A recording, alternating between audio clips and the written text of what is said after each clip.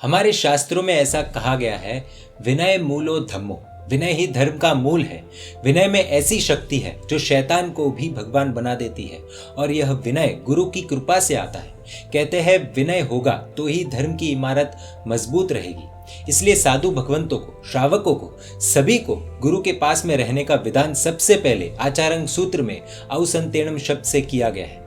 आज हम सब एक ऐसा प्रसंग देखेंगे जिसे सुन आप दंग रह जाएंगे कि गुरु समर्पण और विनय किस कोटि का हो सकता है।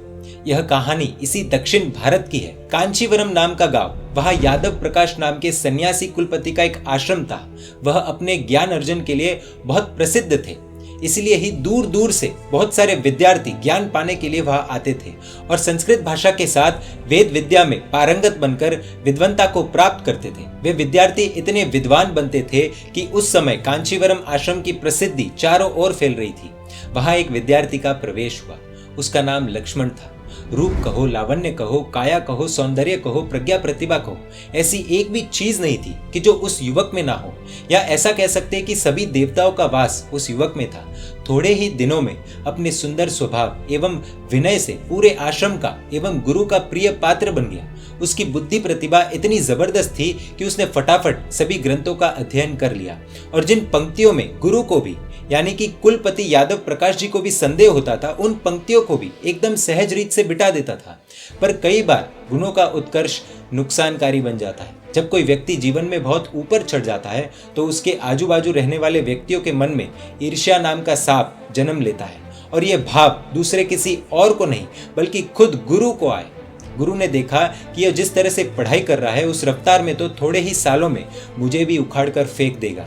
फिर यह आश्रम, ये शिष्य परिवार सब इसको समर्पित हो जाएंगे और उसके प्रति समर्पण भी बहुत जबरदस्त कोटि का होगा और सहज रूप से यह आकर्षण का केंद्र बन जाएगा।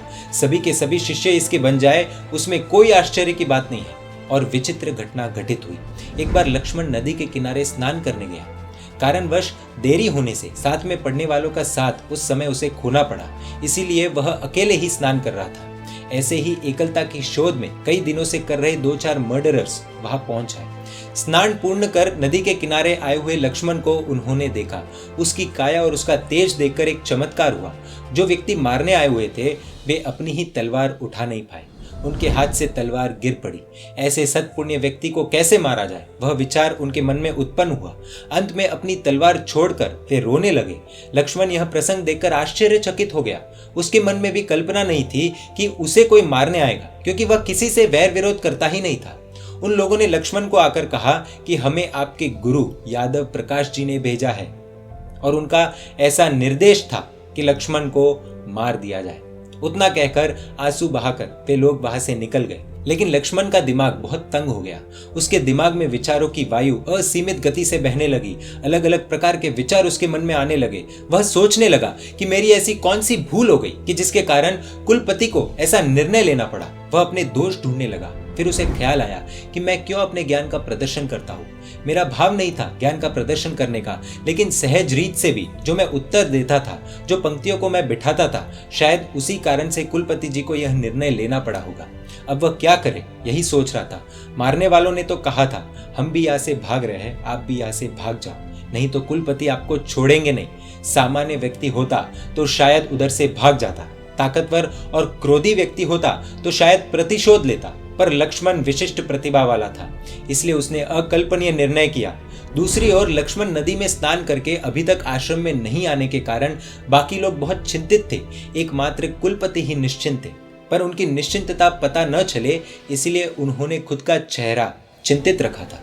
वहां सभी के आश्चर्य के बीच लक्ष्मण का आगमन हुआ। बहुत से लोग बहुत से सवाल पूछने के लिए आतुर हुए, लेकिन लक्ष्मण बात करने के या कुछ वचन उच्चारने की मनोदशा में बिल्कुल नहीं था। वह खुद के हाथ में तलवार लेकर गुरु के पास गया।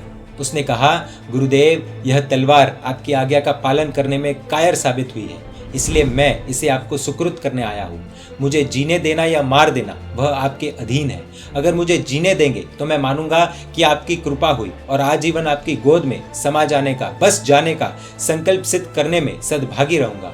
नहीं तो ऐसे मनोरथ का सेवन करते करते ही आपके चरण कमल में इस मस्तक का समर्पण आपकी भावना के अनुसार कर दूंगा और अगले भव में आपने मेरे सिर पर रखा हुआ ऋण चुकाने का मैं प्रयत्न करूंगा।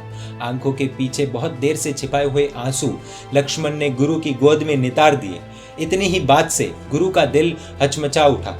यह मैं क्या कर रहा हूँ? यह मैंने किसके लिए क्या विचार किया?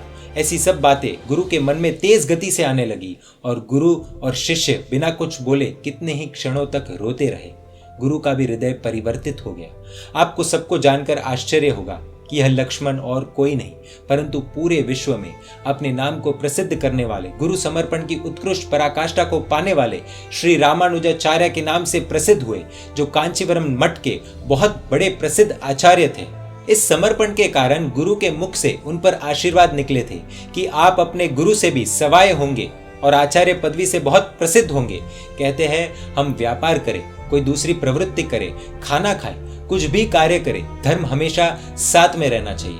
हमें इस घटना से यही संदेश मिलता है कि यदि गुरु हमारा मस्तक भी मांग ले तो उसे देने की तैयारी हमारी होनी चाहिए और जैन शासन में गुरु समर्पण वह पहला कदम है। दशवैकालिक सूत्र में तो एक पूरा का पूरा अध्ययन विनय पर ही है। कहते हैं गुरु के बिना अंधेरा है और अंधेरे में हम कितना चल पाएंगे वो सब हम जानते हैं। मति अपराधिनी दूर नाथी। अपने मन में खराब विचारों को दूर करने में एकमात्र शक्ति इस विनय में है।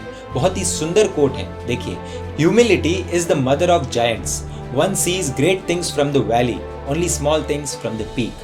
परमात्मा के आज्ञा विरुद्ध कुछ भी कहो तो मिच्छामि दुक्कडम। जय जिन शासन, जय महावीर।